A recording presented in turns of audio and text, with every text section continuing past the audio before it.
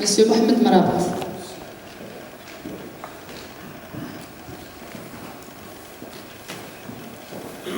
Salam alaikum.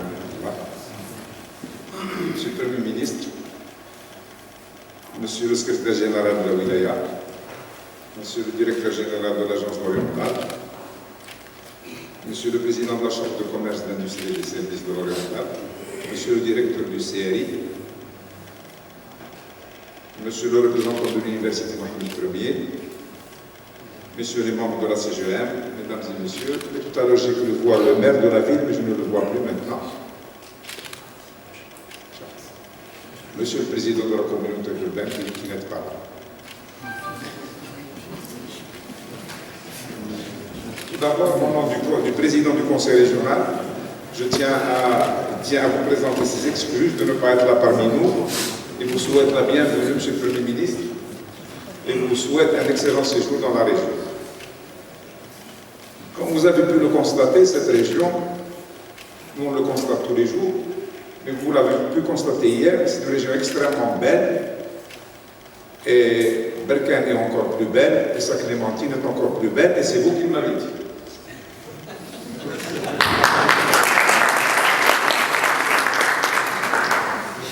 Moi, je vais parler juste du conseil régional et de ses relations avec l'Afrique. Dès le début, nous avons pensé que la région, c'était l'échelon idéal pour entamer des relations de partenariat avec les régions africaines. Souvent, les États sont compliqués. Souvent, les États ont des différends, mais les régions n'ont pas d'état d'âme. Les régions, à la différence des États qui quelquefois peuvent se montrer récalcitrants envers certaines relations, les régions peuvent tout envisager en terre. Donc, dès le premier jour, nous avons pensé que c'est sur ce chemin-là qu'il fallait batailler. Et nous avons fait de l'axe de développement du partenariat avec les régions africaines notre axe de travail. Ça s'est déroulé le premier temps avec le Mali, comme par hasard, et la première région qu'on a visitée, c'était la région de Kayes, au Mali. Nous avons travaillé ensemble sur un programme sur la migration. Et ensuite, ça s'est été au niveau de l'économie sociale et solidaire. Et on a fait des relations avec 4 ou 5 pays africains. Je cite entre autres la région de Kaolack au Sénégal, la région du Moun au Burkina Faso, la région Nawa en Côte d'Ivoire et les 2 régions du Mali que sont Kayes et Tombouctou.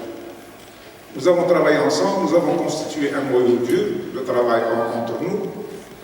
À chaque fois, il y avait des visites d'échange, on a échangé des visites entre nous. Nous les avons invités systématiquement à toutes nos éditions du Forum de l'économie sociale et solidaire. Et nous avons noué des contacts entre nous. Ça a constitué donc le noyau dur pour faire en sorte d'arriver à l'objectif final qui est de créer l'association des régions africaines.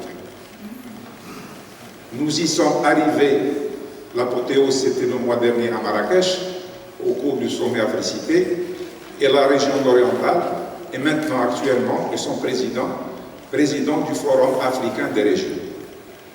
Tout ça pourquoi? On ne l'a pas fait juste pour faire une association, on l'a fait pour 2 choses. D'abord parce que le destin de l'Oriental à l'Afrique est indéniable. On a une communauté de vue, une communauté de destin entre nous et les régions africaines, indissociable. Et puis nous avons pensé que la région orientale, vu sa position géographique, ne pouvait être que la plateforme idéale pour des échanges nord-sud et sud-sud. Quoi de mieux que cette région?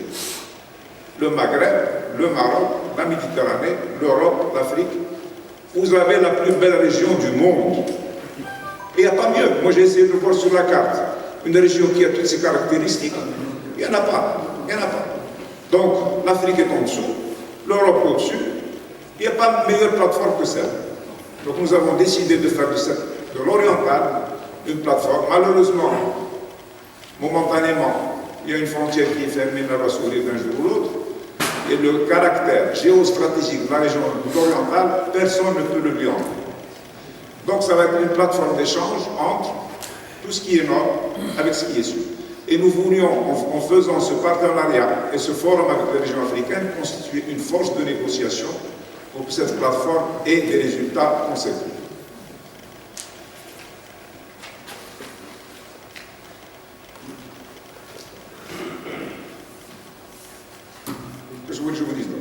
Et si on n'a pas fait ça, la deuxième raison, donc ce qui fait, je fais ça comme ça.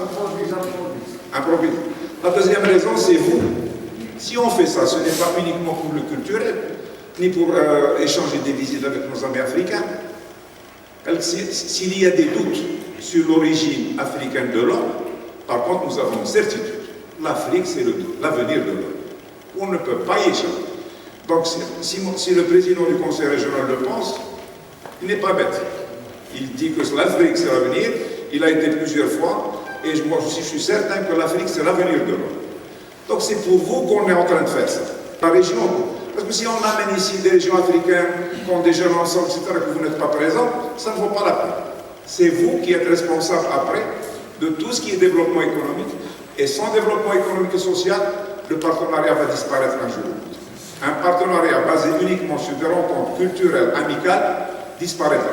Mais s'il est basé sur l'économie, si on a quelques entreprises orientales dans ces pays-là, au Sénégal, en Côte d'Ivoire, au Mali bien sûr, au Burkina Faso, nous sommes certains que les relations vont être permanentes et étroites. Donc, le SCONA, collez-nous au Conseil régional. Si on se déplace en Afrique, venez avec nous. Quand les régions africaines sont là, venez avec nous. La prochaine rencontre, c'est les assises de la coopération décentralisée, 25-26 mars, ici dans l'Oriental, où il y aura tous nos amis africains et tous nos amis européens présents ici. Mais il faut que vous soyez présents en force.